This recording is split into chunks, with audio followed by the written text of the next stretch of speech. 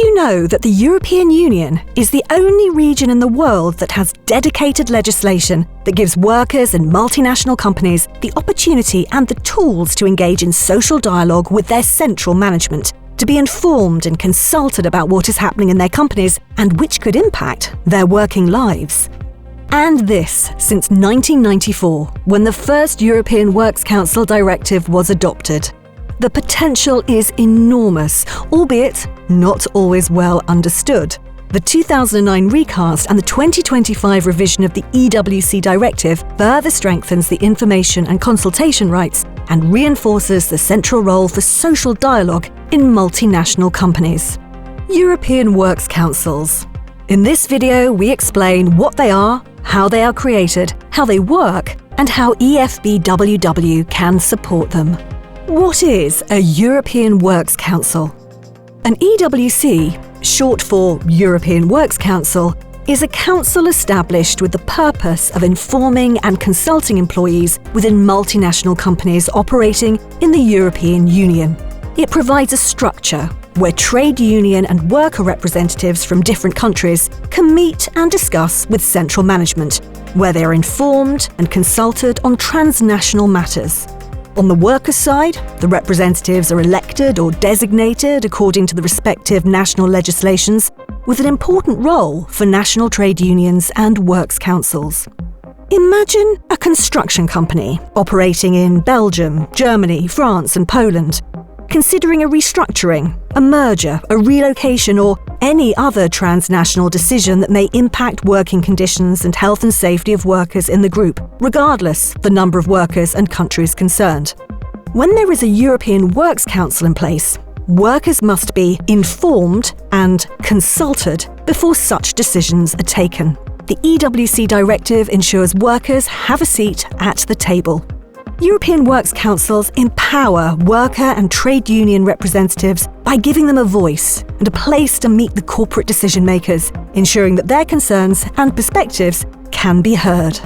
How to get started? The EWC directive sets the general framework. The first directive was adopted in 1994, was recast in 2009, and revised in 2025. To be legally binding, the directive must be transposed into national legislation. Member states have 2 years to do so after its official adoption on EU level. To set up an EWC, companies must meet certain criteria. A company must have at least 1,000 workers within the EU, with at least 150 employees in each of at least 2 member states. Setting up an EWC takes time and is the result of a negotiation process. Both workers or management, individually or jointly, can request it. A special negotiating body, SNB, is formed to negotiate with management on how the EWC will work. If no agreement is reached within 3 years, subsidiary requirements apply. According to the 2025 revision, EWCs should meet at least twice a year in person and can call extra meetings when needed. For example, in case of exceptional circumstances. According to that same revision, companies can face financial penalties and other sanctions if they do not inform and consult the EWC about important transnational matters, or if they do not respect the EWC agreement. In this case, European Works Councils can take legal action, and all reasonable costs must be covered by management. This is an important improvement, as it ensures that EWCs can defend their rights without financial barriers. How this will work in practice will depend a lot on the national transposition in different countries. What to discuss in your EWC? Topics are in principle limited to transnational issues. But transnational? An issue is considered transnational, cross-border, if it affects the whole company or at least 2 undertakings of the company located in at least 2 different member states. For example, when management plans something that could affect employees in more than one country, or when management plans something that affects employees in one country, but the impact could also affect employees in another country. Here are some of the core topics for EWCs. The employment situation and trends, investments, skills and training policies, health and safety, anticipation of change and management of restructuring processes, including those linked to the green and digital transitions and AI. Substantial changes concerning work organisation and working conditions, the introduction of new working methods or production processes. Transfers of production.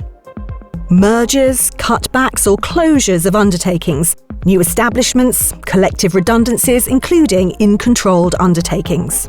EWCs must receive information on the core topics in a timely manner when they are still relevant and in a form that they can understand the possible impact and prepare for consultation process if necessary and needed. During a consultation, workers' representatives must be able to speak directly with top management or the appropriate level of management. Workers' representatives can be assisted by experts. Workers' representatives have the right to express an opinion prior to the adoption of the decision of the measures in question. Management must engage in a genuine manner in the consultation by establishing a dialogue and exchange of views and must respond in writing to any opinion expressed before making a final decision, provided that the opinion was expressed within a reasonable time. While information and consultation are the primary purposes of EWCs, the practical implementation and the quality can differ widely. But do not forget, it is not only about laws, rules and agreements. Social dialogue is about people. Building a strong team in your EWC is key to building a strong social dialogue. One key advice: focus on topics that are of particular interest and importance for your company. For example, in our sectors, because of their characteristics, health and safety is a very important topic.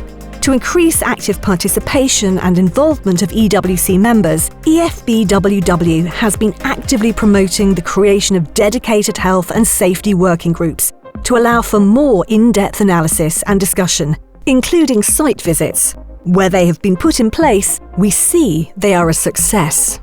What about the EFBWW? The EFBWW represents trade unions in the construction, wood, cement and building materials sectors in Europe. We are the voice of our affiliates towards the European institutions and in the sectoral social dialogue with European employer federations in our sectors. We represent more than 1.5 million workers and we are responsible for 80 European works councils in our sectors. We are there to help you. How? Here we go. 1. Expertise and support. EFBWW provides expertise and guidance to help national trade unions to navigate complex corporate structures and legal frameworks. The EU directive allows EWCs to get help from experts they choose. These experts include trade union representatives. 2. Coordination.